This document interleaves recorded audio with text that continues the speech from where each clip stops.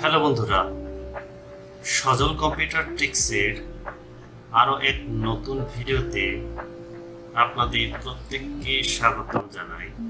আমি আমার চ্যানেলে প্রতিদিন কম্পিউটারের ইম্পর্টেন্ট টপিকসগুলো তুলে ধরার চেষ্টা করি। আজকে এক্সেলের খুবই একটি গুরুত্বপূর্ণ টপিকস নিয়ে চলে এসেছি। ভিডিওটি শুরু করার পূর্বে আপনাদের কাছে আমার অনুরোধ থাকবে, আপনারা যারা নতুন এবং আজকে আমার ভিডিওটি দেখছেন, অবশ্যই চ্যানেলটিকে সাবস্ক্রাইব করে রাখবেন এবং বেল বাটনটি অন করে রাখবেন, যাতে করে আপনি গুরুত্বপূর্ণ টিপসগুলো না মিস করেন। আমি একটা এক্সেল শিট ওপেন করে রেখেছি।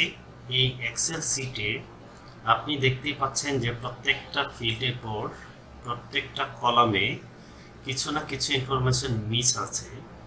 তবে এই ইনফরমেশনগুলো এগুলো সেম, এখান থেকে এই পর্যন্ত হবে সেম, এখান থেকে এই পর্যন্ত হবে সেম, আবার এখান থেকে এই পর্যন্ত সেম, এগুলো সেম।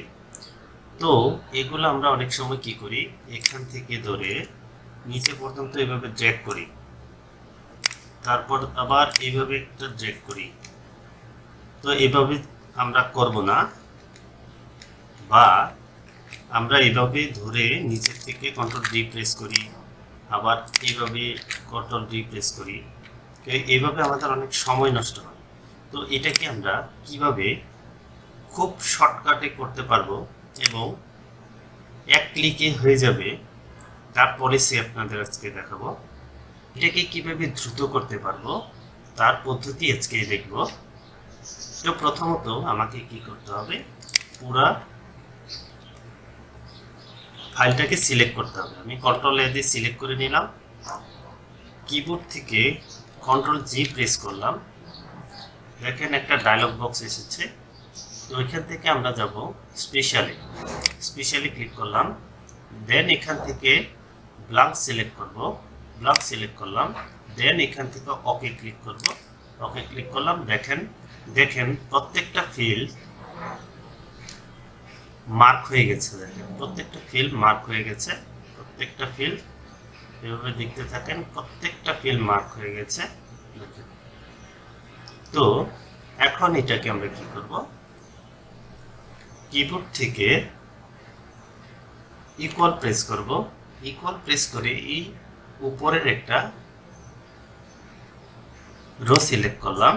তারপরে কন্ট্রোল ধরে এন্টার প্রেস করব। দেখেন প্রত্যেকটা হয়ে গেছে, দেখতে পাচ্ছেন প্রত্যেকটা হয়ে গেছে। দেখেন সব ইনফরমেশন ফিল আপ হয়ে গেছে, একটা ইনফরমেশন আপনার বাকি নেই। একটি মাত্র টেকনিক যা খুব সহজে আপনার অনেক সময় বাঁচিয়ে দেবেন। এই ধরনের টেকনিক আমি প্রতিদিনই আপলোড করে থাকি। করি ভিডিওটি আপনারা বুঝতে পেরেছেন। ভিডিওটি যদি আপনাদের ভালো লেগে থাকে অবশ্যই একটি লাইক করবেন, কমেন্টস করবেন এবং ভিডিওটিকে বেশি বেশি শেয়ার করে দেবেন। মতো বিদায় নিচ্ছি। আপনারা ভালো থাকবেন, সুস্থ থাকবেন। আগামী দিন আবার দেখা হবে। প্রত্যেককেই ধন্যবাদ।